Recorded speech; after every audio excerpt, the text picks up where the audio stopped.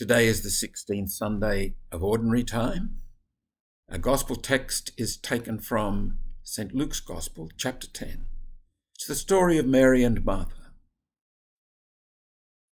I sound a warning in reading this Gospel.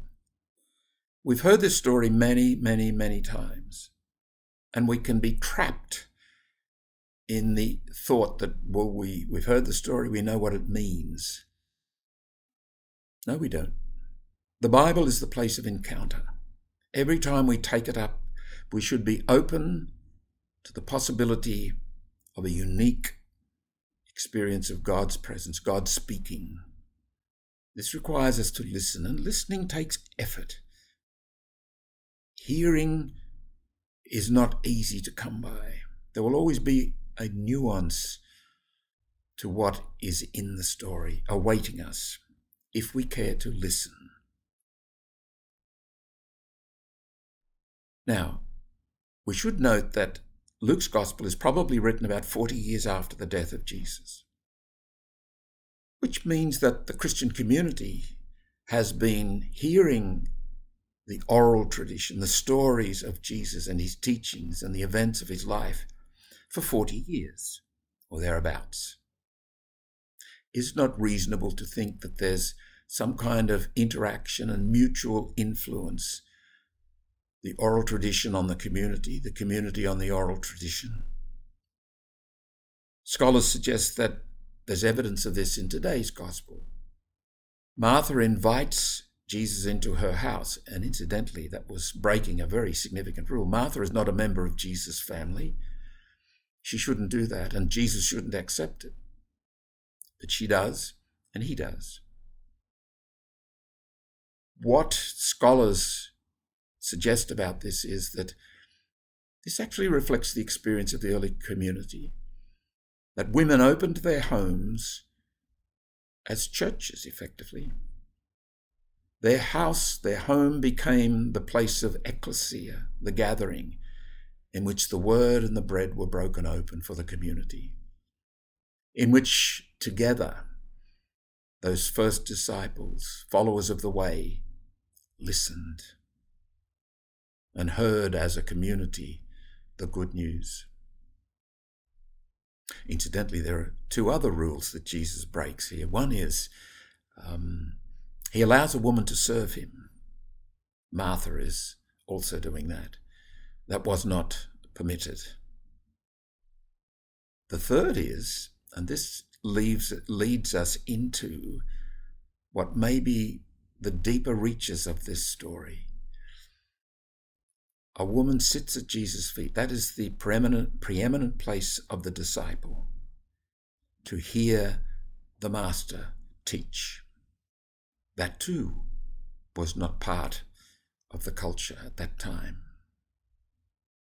Now, Luke's Gospel places great importance on listening, on speaking a word that will be heard.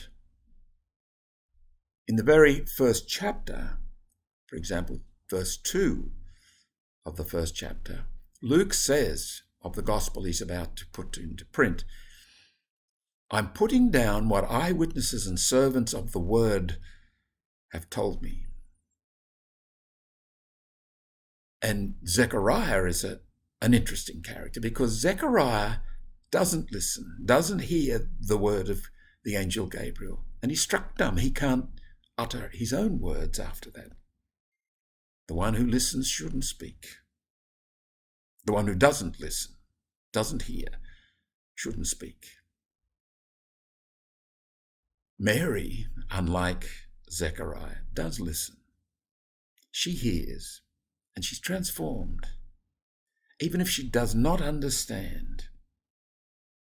You see before you the Lord's servant, let it happen according to your word. Now, in fact, when John is born, Zechariah recovers his ability to speak, and he praises God. He speaks appropriately, in accord with what he's heard, what he's listened to. And one of the messages that he proclaims is that this that we see before us was proclaimed generations ago. The prophets of old spoke of this. And Luke presents Jesus eventually as the preeminent prophet, heralded by John the Baptist. Jesus then becomes the focus of Luke's gospel, the one who bears the message that must be heard, the one who embodies the message. There is, in chapter 11, another reference to this where a woman shouts out and says, "Blessed are you, the breast that fed you, the womb that bore you." And Jesus says, "Blessed rather are those who hear the word and obey it."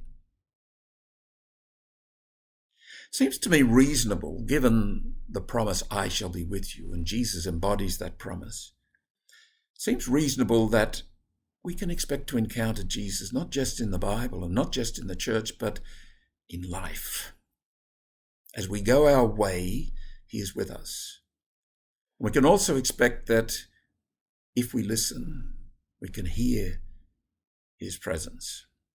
We can encounter God in the real, in our feelings, in our thoughts, through our experiences, through what is good, what is true, even if those who bear that message aren't Christians or aren't even religious. If someone speaks the truth, that is the presence of God. Here's a way to think of growing in virtue and avoiding sin. If we are, as Mary, the sister of Martha, models it, listeners, hearers, as we walk the footpaths, as we sit on buses, as we share meals, as we go to our work, as we live our days, if we are listening, if we are attuned to the depth dimension, maybe we will discover the grace of our humanity. Maybe we will become Christ for our world. Sometimes I think we defeat the Christian message by trying too hard to be virtuous, trying too hard not to sin. If we hear the word, and as with Mary, the word is transforming and transformative, the most natural thing in the world, the manifestation of that, will be what we call virtue. Will be that we won't want to sin. We will, in fact, slowly, incrementally become Christ in our world.